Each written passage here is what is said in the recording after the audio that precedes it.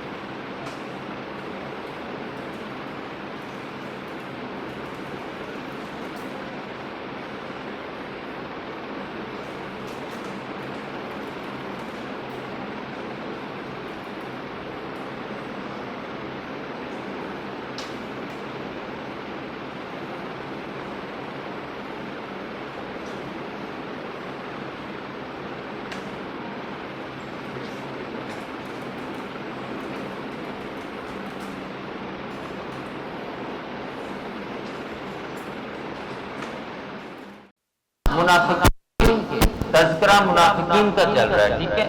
کیا ہے یہ نیا ورڈ ہے لیکن اردو میں ہم یوز کرتے ہیں، ٹھیک ہے؟ بیماری کو کہا جاتا ہے مرض کے دلوں میں، تو مرض بھی لکھ سکتے ہیں بیماری۔ زیادہ اردو میں ذرا گیس کریں، زیادہ اور زیادہ ملتے نہیں ہیں، بس یہی میننگ ہے، بس بڑھا دی یا بڑھا دیا یا زیادہ کر دیا، آپ کوئی بھی اردو کا سینونیم لگا سکتے ہیں، کوئی ایشو نہیں ہے۔ ہم ان کی، ٹھیک ہے، کس نے بڑھا دی؟ اللہ تعالیٰ نے، اس میں جلالت، ٹھیک ہے، کیا کیا؟ ان کی بیماری کو، مرض کو۔ واو اور لا شاباش، ہم ضمیر لوٹ رہی ہے ان کے لیے، اب کیا ہے ان کے لیے؟ عذاب، ٹھیک ہے۔ کل کیسے عذاب کی بات کی تھی؟ بہت بڑا، پچھلا جو عذاب اللہ نے ذکر کیا تھا نا وہ بہت بڑا، وہ کن کے لیے تھا؟ کافروں کے لیے۔ وہ کن کے لیے تھا؟ کافروں کے لیے۔ بڑے کی تو سمجھ آ جاتی ہے بہت بڑا ہوگا، لیکن اس کی کیفیت کا نہیں پتہ، یا اللہ نے عذاب کی کیفیت کے بارے میں آگاہ کیا ہے، ٹھیک ہے؟ وہ کیسا ہوگا؟ علیم، دردناک ہوگا، تڑپایا جائے گا، ٹھیک ہے؟ ایک ہوتا ہے کہ بندے کو فوری گولی مار دیں، وہ گئی جان۔ دوسرا ہوتا ہے کہ پہلے اس کی انگلیاں کاٹیں، پھر اس کے کان اتار دیں، پھر اس کا ناک اتار دیں، فوری بھی نہیں، انگلیاں اتاری ایسے ہی ہفتہ 10 دن رکھا، پھر زبان کاٹ دی اور 10 دن رکھا۔ تڑپے گا یا نہیں تڑپے گا؟ وہ کہے گا نہیں کہ اس سے بیٹر تھا کہ مجھے ڈائریکٹ مار دیا جاتا۔ پھر اس کی ناک اتار دیں گے آپ، پھر اس کا پاؤں کاٹیں گے آپ، تڑپے گا یا نہیں تڑپے گا؟ ٹھیک ہے؟ ان کو کیوں اتنا تڑپایا جا رہا ہے؟ یہ بھی ریزن ہے، یہ بھی شان مصطفیٰ ہے ساری کی ساری، ٹھیک ہے؟ باقی نیچے کیسا ہے؟ ساتھ سے پر اور ماں مانا جو، اب آپ اس کو یوں بھی کہہ سکتے ہیں یہ وہ کانا کانا کانو، کانا واحد ہے، کانا اور کانو جمع، یہ خارجیت کی نفسیات ہیں جو قرآن نے 1400 سال پہلے جو ہے نا ہمیں بتا دی ہیں کہ جب بھی وہ کوئی اٹیک کریں گے، آپ کی ملک میں اٹیک ہوتے رہے نا تو کیا ہوتا ہے؟ آگے جا کے اس کی تائید بھی کرتے رہے، 2 دن بعد آج ہی ہم نے کیا، ٹھیک ہے؟ کیوں؟ ہم تو زمین میں اصلاح کر رہے ہیں، ہم تو دین نافذ کر رہے ہیں، ہم اسلام نافذ کر رہے ہیں۔ اسلام ہم دماغوں سے نافذ نہیں ہوتا، یہ تشدد والا دین نہیں ہے، یہ امن والا دین ہے۔ کون سا دین ہے؟ امن والا۔ اچھا، اب آگے پہلی آیت کی ہلکی سی تفسیر کی طرف، ہلکی سی، زیادہ ٹھیک ہے۔ بیماری، دلوں، کیا ہارٹ اٹیک ہو گیا تھا ان کو؟ یہ بھی تو دل کی بیماری ہے۔ والو بند ہو گیا تھا کوئی، ایک 4 والو ہوتے ہیں نا آپ کے، چوتھا بند ہو جاتا ہے قصہ ختم ہو جاتا ہے، ٹھیک ہے؟ 3 تک بھی بندہ رہ سکتا ہے، کوئی والو بند ہو گیا تھا، انجائنا تھا ان کو، دل کی دھڑکنیں تیز ہو جاتی ہیں۔ پھر کون سی بیماری ہے؟ یہ دلوں کی بیماری ہے، بغض، حسد، کینہ، غیبت، چغلی، سمجھ آ رہی ہے بیماریاں؟ یہ ہمارے اندر بھی آ رہی ہے۔ آج اس کی امپلیمنٹیشن آپ کیسے کریں گے؟ اس کو دیکھیں گے کہ ہمارے اندر اگر یہ ہے تو ہم بھی اسی کیٹیگری کے اندر جو ہے شامل ہو جاتے ہیں۔ الا ماشاء اللہ یہ بیماریاں بھرپور انداز سے ہمارے اندر پائی جاتی ہے، نہ ہم کسی کو برداشت کر سکتے ہیں، حسد کرتے ہیں اس سے، یہ کیوں آگے بڑھ گئے، میں کیوں نہیں آگے بڑھا، ٹھیک ہے؟ بجائے اس کے کہ رش کریں کہ باری تعالیٰ کس کو جو ہے وہ جس ریا کو پہنچایا ہے تو مجھے بھی ویسا کر دے، یہ بات تو سمجھ آتی ہے، لیکن یہ کہ یہ کیوں بڑھ گیا؟ پھر اظہار انسانیہ کرنا اس کے خلاف، ٹھیک ہے؟ اس کے خلاف سازشیں کرنا، یہ دلوں کی بیماریاں ہیں۔ تو اب ان کے اندر دل کی بیماری کیا تھی؟ حضور علیہ الصلوۃ والسلام سے بغض رکھتے تھے، حسد رکھتے تھے، کینہ رکھتے تھے آپ صلی اللہ علیہ وسلم کی ذات مبارکہ سے۔ فرمایا کہ ان کے دلوں میں محفوظ بیماری ہے، اور ہم نے کیا کیا؟ ٹھیک ہے، تم ٹھیک ہے، اور بیماری کو بڑھا۔ یعنی کہ خوش ہو تو ٹکا کے خوش ہو، جس نے جلنا ہے تو ٹکا کے جلے، ٹھیک ہے؟ اب کس نے بڑھایا؟ اللہ نے۔ اللہ جس چیز کو بڑھا دے، کوئی ڈاکٹر علاج کر سکتا ہے اس کا؟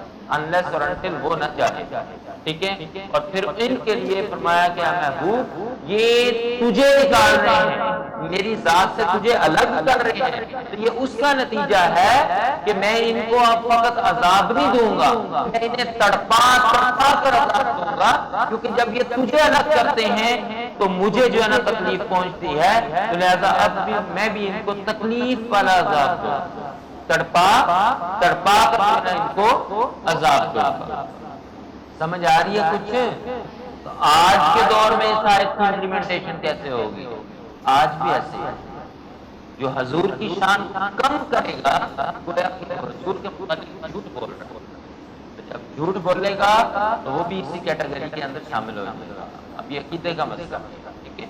پھر جب ان سے کہا جاتا ہے کہ تم زمین میں فساد نہ پاؤ، فساد انگیزی نہ کرو، تو سب سے بڑے دعوے دار وہ بن جاتے ہیں اور ساتھ میں انما کہتے ہیں نہیں نہیں ہم تو اصلاح کرتے ہیں، ٹھیک ہے؟ مسجد درار، کون سی مسجد؟ ہاں، یہ مسجد نہیں تھی، در حقیقت یہ سازش خانہ تھا۔ کیا تھا؟ سازش خانہ تھا۔ انہوں نے بہانہ لگایا تھا کہ مسجد نبی ہمیں دور پڑتی۔ آپ کو پتا ہے کہ آج جو مسجد نبی کی جتنی باؤنڈری ہے یہ ٹوٹل مدینہ شریف کی آبادی ہوتی ہے۔ آج جو ٹوٹل باؤنڈری ہے نا، اگر آپ نے یہ دیکھنا ہے کہ آج 1450 سال پہلے مدینہ کتنا تھا، اس کی باؤنڈری کتنی تھی، حدود کتنی تھی اس کی، تو آج جو ٹوٹل مسجد نبی کا پورے کی پوری باؤنڈری ہے، صحن کی بات نہیں کر رہا، اندرونی حصے کی نہیں، پوری باؤنڈری جو ہے والڈ باؤنڈری ہے، وہ اتنا مدینہ تھا۔ کتنا بڑا مدینہ تھا؟ چھوٹا ہی صحیح تھا نا، بس بہانے تھے کہ ہم جو ہے نا یہاں پہنچ نہیں سکتے نماز کے اوقات میں، انہیں پتا تھا کہ ہم دل سے کون سا مسلمان، تو الگ ایک مسجد بنا لی تھی، ٹھیک ہے؟ اب وہاں پر کیا نماز کے وقت جمع ہو جاتے، نماز کی ادا کرتی تھی، سازشیں کیا کرتے تھے تاجدار انبیاء صلی اللہ علیہ وسلم اور آپ کے اصحاب کے خلاف۔ تو پھر وہ سن 9 ہجری جب آیا غزوہ تبوک کے بعد نبی صلی اللہ علیہ وسلم نے اس کو مسمار کر دیا۔ غزوہ تبوک جب ہوا نا، غزوہ تبوک سن 9 ہجری میں غالباً آخری غزوہ ہے جو نبی صلی اللہ علیہ وسلم کی نے جو ہے نا جس میں شرکت فرمائی ہے۔ وہ الگ بات ہے کہ جنگ نہیں ہوئی تھی، یہ رومن امپائر کے خلاف تھا۔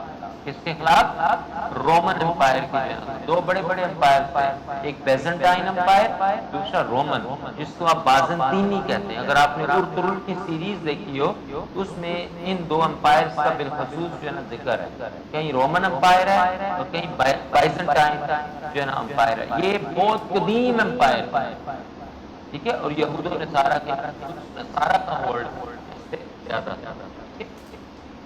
جی اب اس کا اختتام کہتے ہیں کی کا معنی قلوب ہم مرض فا زادہ ہم اللہ مرضا واو لا ہم عذاب علیم بما، اس لیے کہ قانون یکذبون واو اذا قیل لا ہم لا تفسدوا فی الارض قالوا انما، اور یاد رکھیں کہ نبی مکرم صلی اللہ علیہ وسلم نے منافق کی 3 نشانیاں بیان فرمائی ہیں۔ کتنی؟ 3 نشانیاں منافق کی بیان فرمائی ہیں۔ پہلی نشانی یہ ہے کہ جب وہ بولے تو جھوٹ بولتا ہے، وہ بات کرے تو جھوٹ بولتا ہے۔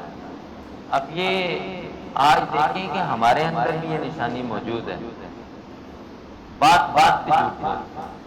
اور یہ ایک تربیتی نقطہ میں یہاں سمجھا دوں کہ جھوٹ کی تعریف کیا ہے اسلام میں۔ اسلام مذاق میں بھی جھوٹ بولنے کی ترغیب نہیں دیتا، یہ بات یاد رکھنا۔ مذاق میں بھی جھوٹ بولنے کی ترغیب نہیں دیتا۔ مذاق اور مذاق کا میں نے کہا تھا نوٹ کیا ہوا ہے نا، وہ اگر آج بھی ٹائم ملا ہے تو مجھے بتائیے گا، میں آپ کو وہ سمجھا دوں گا کیا ہوتا ہے۔ بات کرتا ہے تو جھوٹ بولتا ہے، اس کے پاس امانت رکھوائی جائے تو خیانت کر دیتا ہے، ہم بھی کرتے ہیں، ٹھیک ہے؟ کسی نے ہمارے پاس پیسے رکھوائے، مانگنے کی باری آتی ہے یار وہ تو خرچ ہو گئے، یہ بھی تو خیانت ہے نا. آپ مالک کی اجازت کے بغیر اس کا روپیہ خرچ نہیں کر سکتے، بھلے آپ نے ریٹرن کر ہی دینا ہو، یہ فقہی مسئلہ ہے، پھر بھی نہیں خرچ کرنا unless and until وہ آپ کو پرمیشن نہ دے. تیسری نشانی کیا ہے؟ جب اس سے وعدہ کیا جائے تو وعدہ، آج ہم کتنی وعدہ خلافی کرتے ہیں. اچھا، اسلام میں جو وعدے کی ڈیفینیشن یہ ہے، اور قرآن پاک میں وعدوں کے متعلق بڑی وعید آئی ہے، اور فرمایا کہ قیامت کے روز وعدوں کے متعلق پوچھا جائے گا. قرآن پاک میں ہے یہ کہ وعدہ کیا ہے. وعدہ یہ نہیں کہ ہاتھوں میں ہاتھوں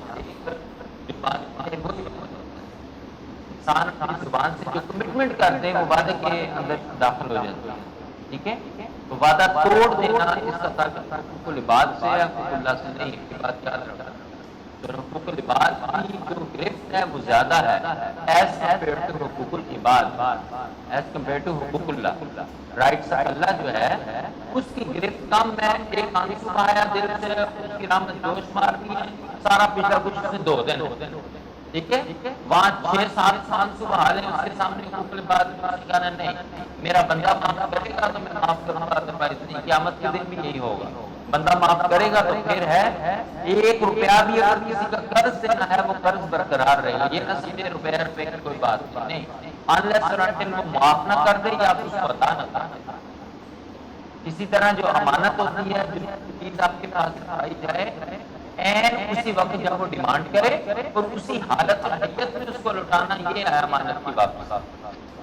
تو آپ دیکھ لیں کہ منافق کی تینوں نشانیاں بالخصوص پاکستانیوں میں کوٹ کوٹ کر بھری. اسی لیے ہم جو ہے نا وہ بہت زیادہ جو ہے نا وہ باہر ہمارا بڑا چرچا اور شہرت ہے.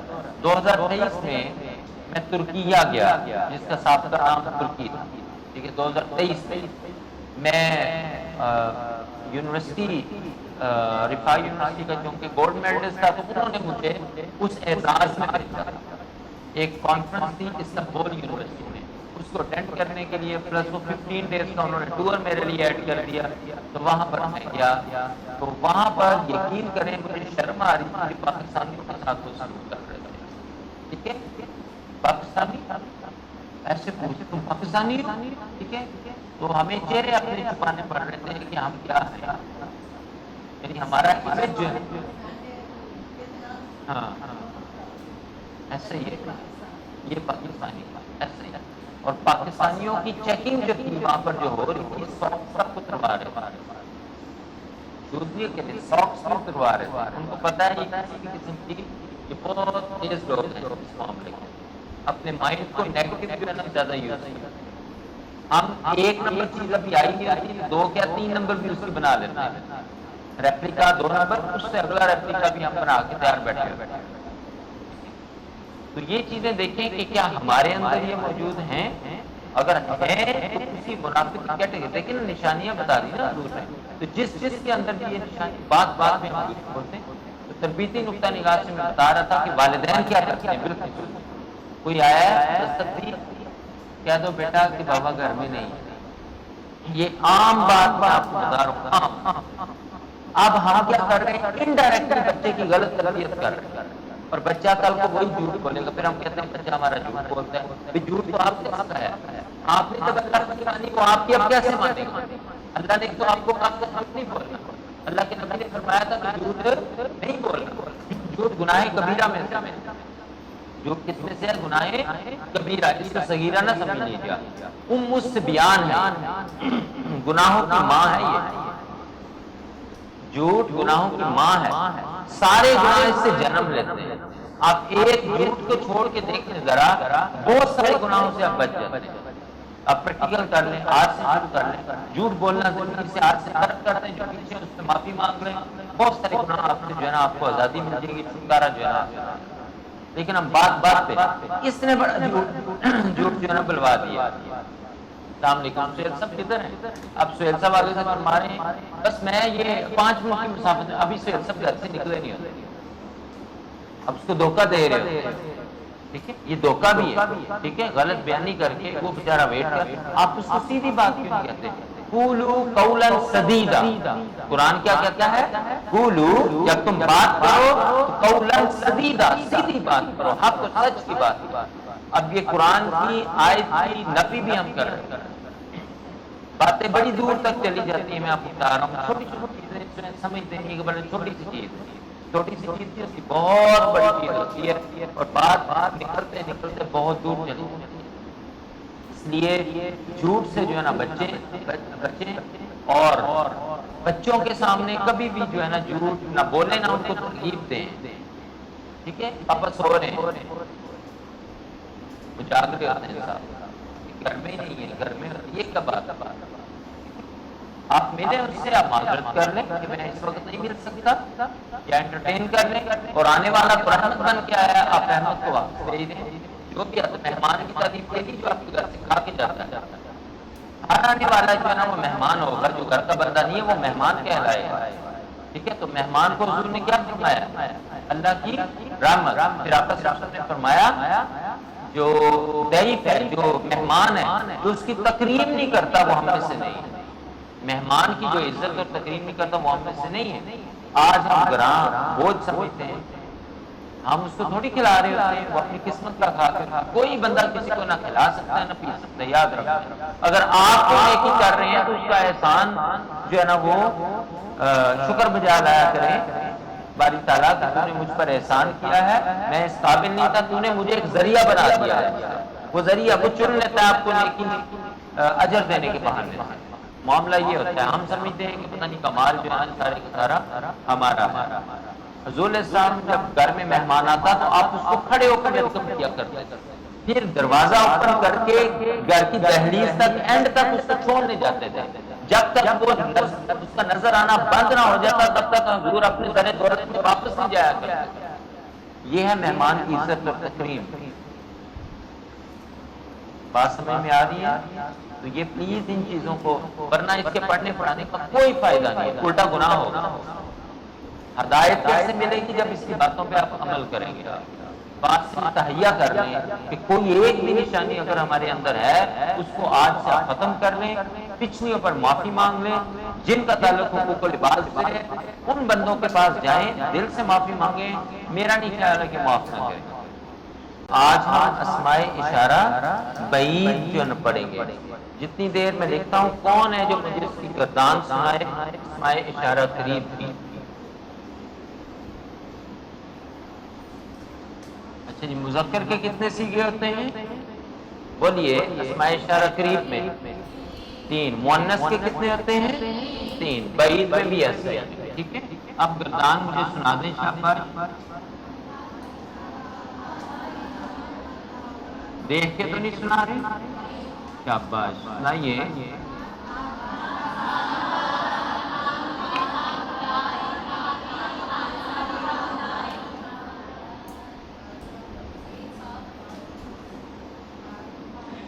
ایک صاف آواز نکالیں، شاباش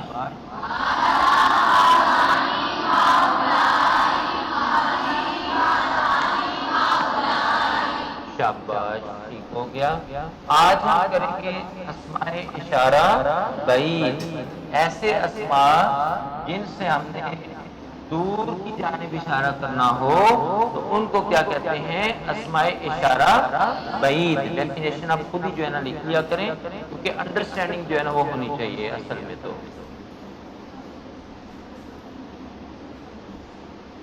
پہلے ٹھیک ہے، مذکر کے لیے اور چلیں گے مؤنث کے لیے۔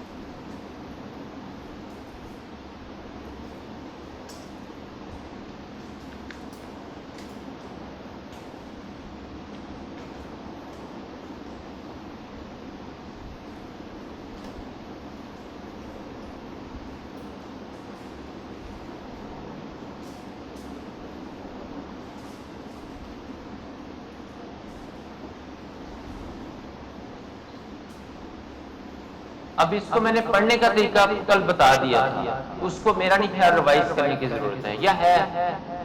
بولیے، ٹھیک ہے، یہ ہاریزونٹل جا رہا ہے اور نیچے کو ورٹیکلی آ رہا ہے، ٹھیک ہے، ہاریزونٹلی 3 صیغے مذکر کے اور ہاریزونٹلی نیچے 3 صیغے مؤنث کے، ٹھیک ہے۔ اب آپ سے کوئی یہ پوچھ لے ذالک کا صیغہ کون سا ہے تو کیا کہیں گے اس کو؟ یہ بھی میں نے کل بتایا تھا، واحد مذکر کا۔ آپ سے یہ پوچھ لے کہ تثنیہ مؤنث کے لیے کون سا صیغہ یوز کرتے ہیں، اس میں اشارہ بعید ہے۔ شاباش، اب سمجھ آ گئی نا، کل والی باتیں جو بتا چکے ہیں، بس آج ہم نے اس کو پڑھنا ہے جی۔ ذالکا، زانکا، اولئکا، ٹھیک ہے، دوز زیادہ، that singular, got the point? Okay. تلکا، تانکا، اولئکا، ایک سانس میں ہاریزونٹلی پڑھے، ذالکا، زانکا، اولئکا، شاباش، تلکا، تانکا، اولئکا۔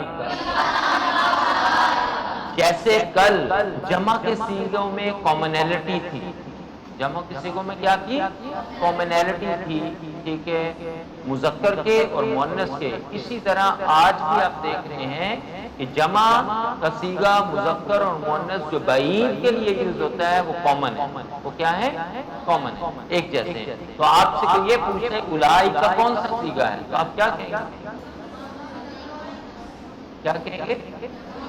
جمع مذکر و مؤنث، یا مذکر اور مؤنث کہہ سکتے ہیں آپ، ٹھیک ہے، اور کس کا ہے؟ اس میں اشارہ بعید کا۔ اگر آپ سے یہ پوچھ لیں کہ مؤنث کے لیے اس میں اشارہ بعید کا کون سا جمع کا یوز کریں گے تو اولئک کا کہیں گے، ٹھیک ہے۔ اب آپ ایک سانس میں اس کو پڑھ لیں، ذالک، ذانک، اولئک، تلک، ذانک، اولئک، بولیے۔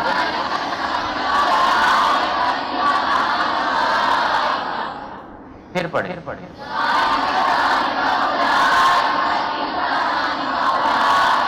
ایک دفعہ پھر،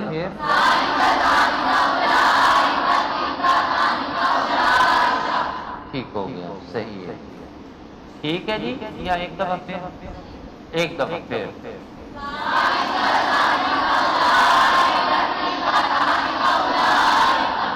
اتنا اونچی پڑھے کہ محلے والے پریشان ہو جائیں، نہ اردو ہے نہ انگریزی ہے، عربی بھی کوئی سمجھ آ رہی ہے، پتہ نہیں کیا پڑھ رہے ہیں صبح صبح، ٹھیک ہے، اسی بہانے سے وہ آ جائے، ہو سکتا ہے کہ وہ 20 کلاس کا حصہ بن جائے۔ اونچی پڑھیں ذرا،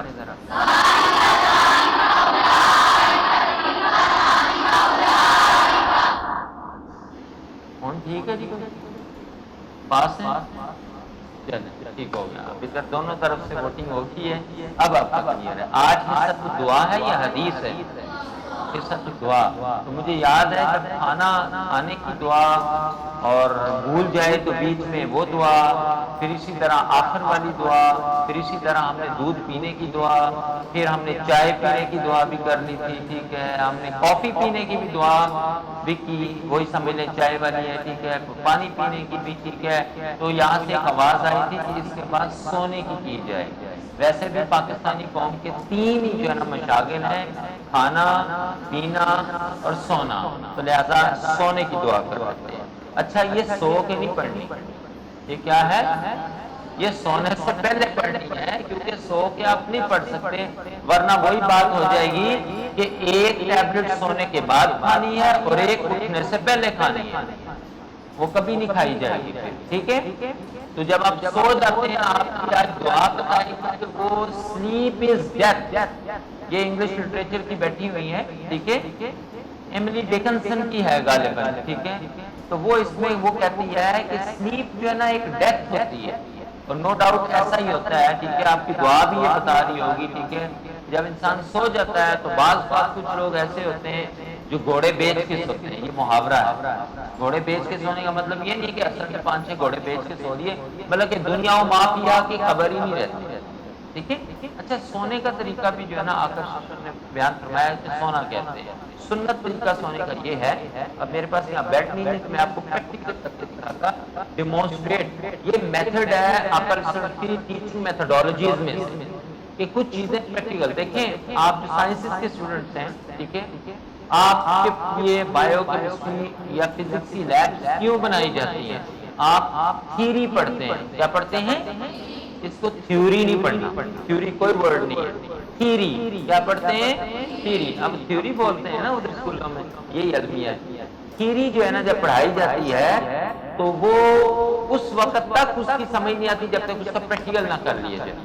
تو پھر آپ کو لیب میں لے جایا جاتا ہے. سپوز آپ پڑھتے ہیں H2O. کیا پڑھتے ہیں؟ یہ کس کا فارمولا ہے؟ واٹر کا. کہ ہائیڈروجن کے اتنے مالیکیولز ہیں، آکسیجن کے اتنے، یہ آپس میں مل جائیں تو واٹر بنتا ہے. پھر ہم بچے کو لے جاتے ہیں لیب کے اندر اور اس کو بتاتے ہیں یہ ہائیڈروجن ہے، یہ اس کے اتنے مالیکیول. پھر ہم نے آکسیجن کو لیا، دونوں کو گیسز کو مکس کیا، تو آپ دیکھتے ہیں تھوڑی دیر بعد اسٹیم بنتی ہے، ویپرز بنتے ہیں اور پانی آ جاتا ہے. آتا ہی نہیں. اب وہ بچہ جو ہے نا کبھی بھی نہیں بولے گا تھیوری کو، ادروائز وہ تھیوری کو بھول جاتا ہے. ٹھیک ہے. اچھا، اسلام میں آج کے جو دور ہے، نوجوان نسل مثال کے طور پر شراب کی حرمت ہے یا نہیں ہے؟ گناہ کبیرہ میں سے ہے نا شراب پینا، گناہ کبیرہ میں سے، شراب حرام ہے. اب آپ کسی کو کہیں، کسی نان مسلم کو، وہ آپ سے پوچھ رہے بھئی میں مسلمان ہو جاتا ہوں، مجھے یہ بتا دیں شراب کیوں حرام ہے؟ آپ کے میرے قرآن میں لکھا ہے، یہ غلط جواب ہے. وہ قرآن آپ کا ہے، وہ ابھی تک اس کا نہیں ہے. وہ تو انجیل، تورات اور زبور کو مان رہا ہے، یا ہو سکتا ہے وہ ویسے کسی کو بھی نہ مان رہا ہو، وہ تھیسٹ ہو. یہ بھی تو ہو سکتا ہے نا، دہریہ ہو، وہ اتھیسٹ ہو. پھر آپ کیا کہیں؟ یہ کوئی دلیل نہیں ہے کہ قرآن میں بھی، آپ کے قرآن میں لکھا ہے اور لکھ دیا ہے کہ حرام ہے. بھی کیوں حرام ہے؟ آج کے دور کا جو نوجوان ہے وہ چاہتا ہے کہ اس کو بتایا جائے کیوں حرام ہے. اب کون بتائے گا؟ جو سطحی نالج والا مولوی ہے نا وہ یہ بات نہیں سمجھا پایا. جس نے ان ڈیپتھ غوطہ زن کیا ہوا ہے نا، اسلام کے سمندر میں غوطہ لگایا ہوا ہے، وہ یہ بات بتائے گا کہ آؤ میں تمہیں بتاتا ہوں کیوں حرام ہے. وہ اس کو لیبورٹری میں لے کے جائے گا، وہ اس کا تجزیہ کرے گا، وہ اس کے اجزاء کو الگ کرے گا، پھر بتائے گا کہ یہ ایلیمنٹس جو ہے نا جو شراب کے اندر پائے جا رہے ہیں، بیئر کے اندر، یہ انسانی صحت کے لیے نقصان دہ ہیں. اس میں فوائد کم ہیں، نقصانات زیادہ ہیں. 10 اور 90 کی ریشو ہے. 10% فوائد ہیں، 90% انسانی صحت کے لیے نقصان دہ ہیں. تو کیونکہ دین ہمارا اسلام جو ہے نا وہ دین امن ہے، دین رحمت ہے، دین محبت ہے. ٹھیک ہے. اللہ کو ہماری کیئر ہے بہت زیادہ، اس لیے اس کی محبت کا تقاضا یہ تھا کہ میں اپنے بندے پر یہ چیز حرام کر دوں حکماً جس سے اس کو نقصان ہو. اب تم مجھے بتاؤ کہ تم نقصان اٹھانا چاہو گے یا فائدہ؟ جب وہ اپنی آنکھوں سے دیکھ لے گا یہ ایلیمنٹس واقعی جو ہے نا میرے لیے نقصان دہ ہیں، میرا نہیں خیال کہ وہ آپ کی بات کو نہ مانے. ہم کہتے ہیں نہیں یہ حرام ہے، وہ قرآن میں لکھ دیا، نبی صلی اللہ علیہ وسلم نے فرما دیا. وہ مٹکے بہ گئے تھے مدینہ کے اندر، گلیاں بھر گئی تھی، وہ بہی ہوں گی. بھئی آپ تو مدینہ تھا. میری بات سمجھ میں آ رہی ہے؟ تو قرآن کو، حدیث کو، اسلام کو، اسپیشلی جو درسیات کی اسٹوڈنٹس ہیں یہاں پر، میری ان سے التماس ہے بالخصوص اور بالعموم باقیوں سے، اور اگر عالمات بھی یہاں پر موجود ہیں تو پلیز اپنے بچوں کو اس طرح سے جا کے غوطے لگوائیں قرآن کے اندر. ورنہ وہ وہی ہوں گی کس سے بیان کر رہے ہیں عید میلاد النبی آیا تو بس جی حلیمہ آئی ڈاچی تے بیٹھی ہوئی سی، نبی نو لے گئی تو ڈاچی جو ہے نا وہ توانا ہو گئی. تو بس یہ کیا ہے؟ یہ تو سب کو پتا ہے. یہ کیا قصے کہانیاں ہم سناتے ہیں؟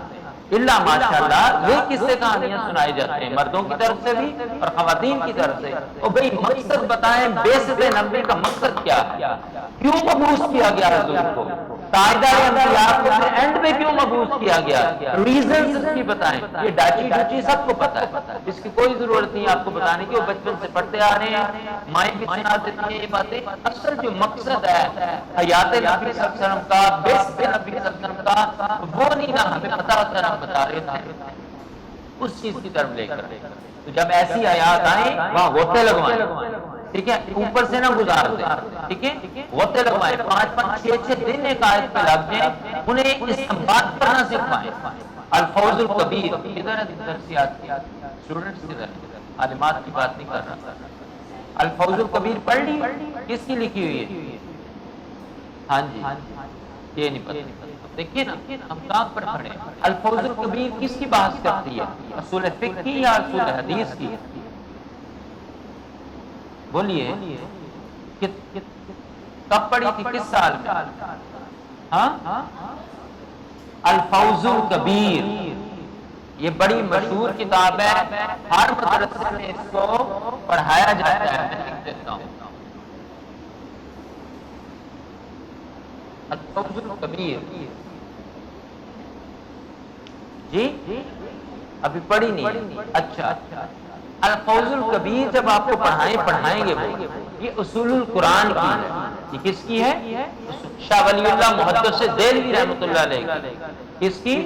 شاہ ولی اللہ محدث دہلوی رحمۃ اللہ علیہ کی کتاب ہے الفوز الکبیر. جب آپ پڑھیں گے تو یہ بتاتا ہے قرآن سے آپ نے مسائل کا استنباط کیسے کرنا ہے، ان کو اخذ کیسے کرنا ہے، ان کو نکالنا کیسے ہے. ٹھیک ہے. 90% مدارس کے اندر یہ پڑھانی نہیں آتی. یہ میں بڑے دعوے سے بات کر رہا ہوں کیونکہ ہر چیز ریکارڈنگ پہ جا رہی ہے. مجھے بھی پتا ہے، وہ مجھ سے بھی کہہ سکتا ہے کیسے میں ثابت کر سکتا ہوں. آپ کی سرزمین فیصل آباد میں شاید 95% مدارس کے اندر اس کو پڑھانا ہی نہیں آتا، کوئی اخذ ہی نہیں کروا پا سکتے. کس طرح سے شاہ ولی اللہ محدث دہلوی نے قرآن کی آیات سے جو ہے نا مسائل کا استنباط جو ہے سکھایا. اس کو شیخ الاسلام نے بڑے اچھے طریقے سے جو ہے نا ہم نے یہ شیخ الاسلام سے پڑھی الفوز الکبیر تو پتہ چلتا تھا کہ کس طرح سے قرآن کی ایک آیت ہے اور اس میں سے کتنے مسائل اخذ ہو رہے ہیں، پھر اس آیت کی تشریح حدیث پاک سے کرتے ہیں. تو آپ متزن ہو کے پڑھیں.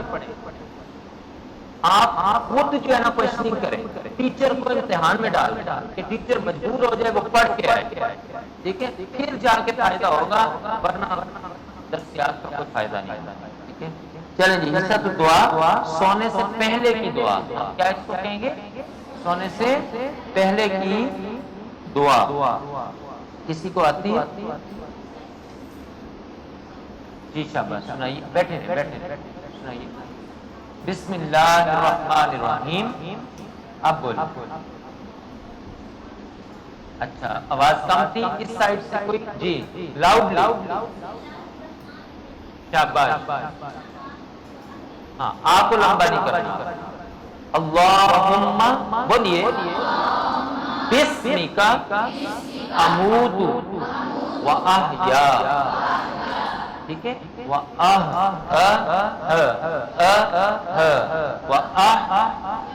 آج ہی مخرج پڑھے ہیں نا آپ نے، تو ادا بھی ایسے کرنا ہے. اب ترجمہ آپ نے خود کرتے ہیں. اللہم کا معنی کیا ہے؟ شاباش. دعا مانگ رہے ہیں تو اے اللہ، با کے نیچے کسرہ.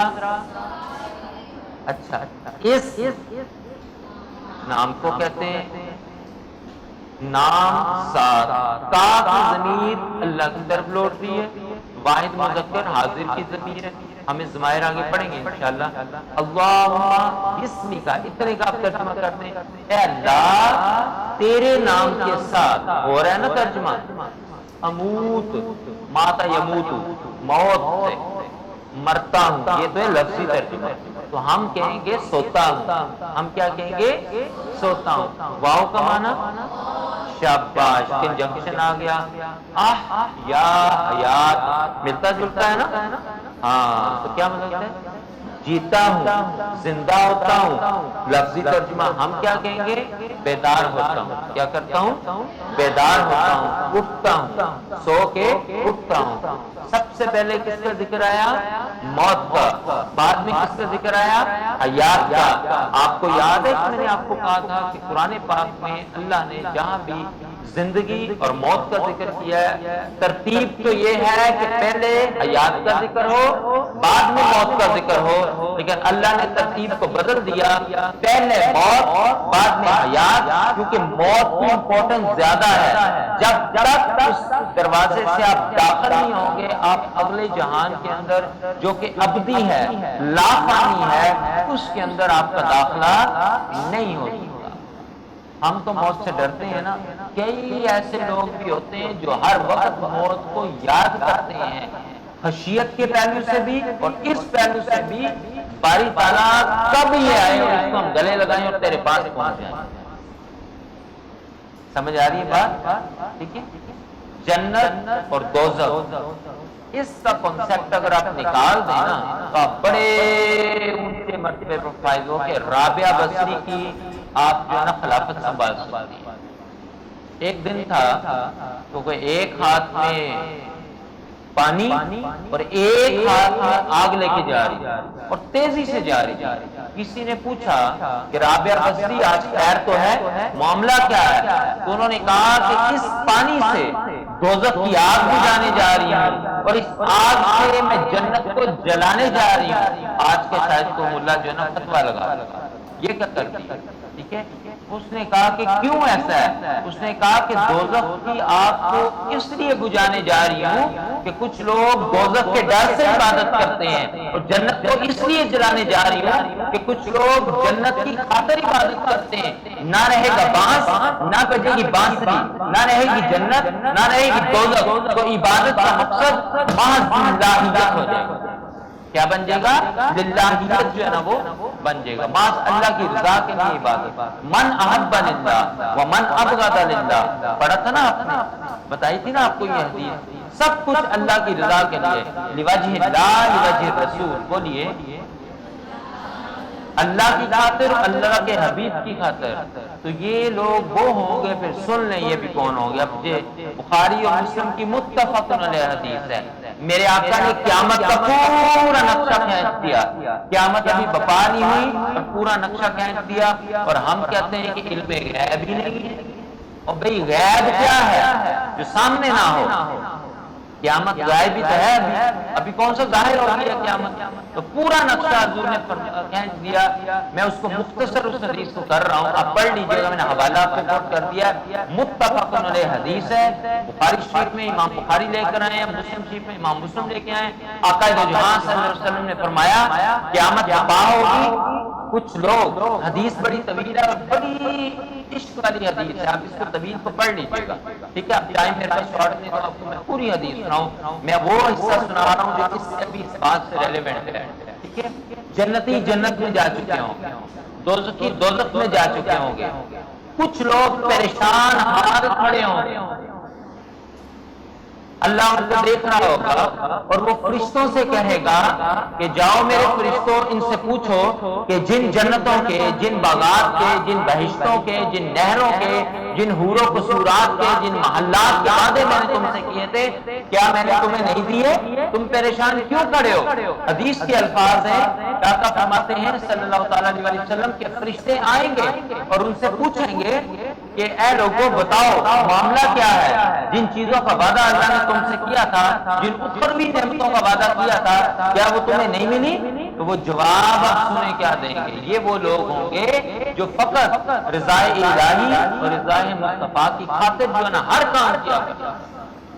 حقوق اللہ ہو تو تب بھی اسی کی خاطر, حقوق العباد ہو تب بھی اسی کی خاطر کیا کرتے تھے. وہ جواب دیں گے کہ ہاں ہاں ہمیں یہ ساری نعمتیں مل گئی ہیں, مگر ہم نے اپنی راتوں کے بستر جو ہے نا ان جنتوں کے لیے نہیں چھوڑے تھے. ہم نے اپنی راتوں کی نیندیں جو ہے نا وہ اس لیے قربان نہیں کی تھی, ہمیں تو اس لیے قربان کی تھی وہ جو اس نے وعدہ فرمایا تھا قرۃ اعین کہ میں تمہاری آنکھیں ٹھنڈی کر دوں گا. حدیث کے الفاظ ہیں وہ اتنی بات کریں گے رب کی رحمت جوش میں آ جائے گی, اور رب کہے گا کہ فرشتوں ہٹ جاؤ, سارے بچے ختم کر دیے جائیں گے, اور رب ان کو تک رہا ہوگا اور وہ رب کو تک رہے ہوں گے. یہاں پر حدیث کے الفاظ ختم. اب کب تک وہ تکتے رہیں گے اور کب تک رب ان کو تکتا رہے گا, یہ رب جانے یا مصطفیٰ جانے. بولیے رب جانے یا مصطفیٰ جانے. اندازہ لگا لیں کہ ان کا مقام کیا ہے. تو جب بھی کوئی عبادت کریں چھوڑ دیں جنت کو. یہ لالچیں ہیں, جائز لالچ ہے, میں یہ نہیں کہتا, لیکن مقام نیچے ہے. ٹھیک ہے, دوزخ کے ڈر کو چھوڑ دیں, کریں اللہ کے لیے, اللہ کی رضا کے لیے, حضور نے صلی اللہ علیہ وسلم کی خوشنودی کے لیے ہر کام جو ہے نا وہ کریں. پھر وہ کیا ہے؟ طلب الدنیا مخنث, طلب الدنیا مخنث. مخنث پتہ کہتے ہیں شیمیل کو کہتے ہیں, جس کو ہم جنرلی تھرڈ پرسن کہتے ہیں. طلب الآخرہ مؤنث, طلب المولا مذکر. مقام کس کا زیادہ ہے, مذکر کا یا مؤنث کا؟ بولیے. اور مؤنث اور مخنث کو دیکھ لیں تو مقام کس کا زیادہ ہے, مؤنث کا. تو جو دنیا کا طالب ہے اس کی مثال مخنث کی ہے. اور جو آخرت یعنی کہ جنت کا طالب ہے وہ مردانگی نہیں ہے، اس کی مثال مؤنث کی ہے، اور جو مولا کا طالب ہے، مولا کو چاہتا ہے، وہ اصل مرد ہے۔ اب مرد سے مراد میل نہیں ہے، مردانگی ہے۔ یہ آپ پہ بھی مذکر کا صیغہ فٹ ہوتا ہے، ادھر بھی فٹ ہوتا ہے۔ تو ہر کام جو ہے نا وہ اللہ اور اس کے رسول کی رضا کے لیے کریں، اور اس کے بعد خلوص نیت اس کے اندر جو ہے نا شامل۔ اور جتنی ہم دعائیں کرتے ہیں پلیز ان کو اپنی عادت ثانیہ بنا دیں، یہ مداومت عمل بن جائے، ٹھیک ہے؟ نہ چاہتے ہوئے آپ کی زبان سے جو ہے نا یہ حروف ادا۔ ترجمہ بھی آپ کے سامنے، میرا خیال ہے کہ حوالے نہیں آئے۔ حضرت حذیفہ، یہ اس کے راوی حضرت حذیفہ، اس دعا کو، اس کو امام بخاری اپنی بخاری میں لے کر آئے ہیں، امام ابو داؤد سنن ابو داؤد میں لے کے آئے ہیں، امام احمد بن حنبل مسند امام احمد بن حنبل کے اندر اس کو لے کے آئے ہیں، ٹھیک ہے؟ اور امام ترمذی نے بھی اس کو جامع ترمذی کے اندر اس دعا کو آقا علیہ السلام سے نقل کیا۔ میں جان بوجھ کے سیاست کے رکھتا ہوں، کیوں؟ ہاں وہ تو ہو، دوسرے تین چار ریفرنس اس لیے کوٹ کر رہا ہوں، کوئی ایک تو یاد رہے، اور دوسری کتابوں کے اس لیے ریفرنس دیتا ہوں تاکہ ان کو بھی پتا چلے کہ سارا جو حدیث کا سمندر ہے وہ نہ تو صحیح ستہ کے اندر ہے، نہ ہی بخاری مسلم کے اندر ہے، اور نہ ہی فقط بخاری شریف کے اندر ہے، ٹھیک ہے؟ اور بخاری شریف میں نے بتایا تھا بن عشق بخاری بھی نہیں آتی، ورنہ پھر بخاری آتی، پھر بخاری چڑھتا ہے بخاری کا، بخاری شریف سمجھ نہیں آتی جب تک عشق کے ساتھ اس کو نہ پڑھا جائے۔ وَمَا عَلَيَّ إِلَّا الْبَلَاغُ۔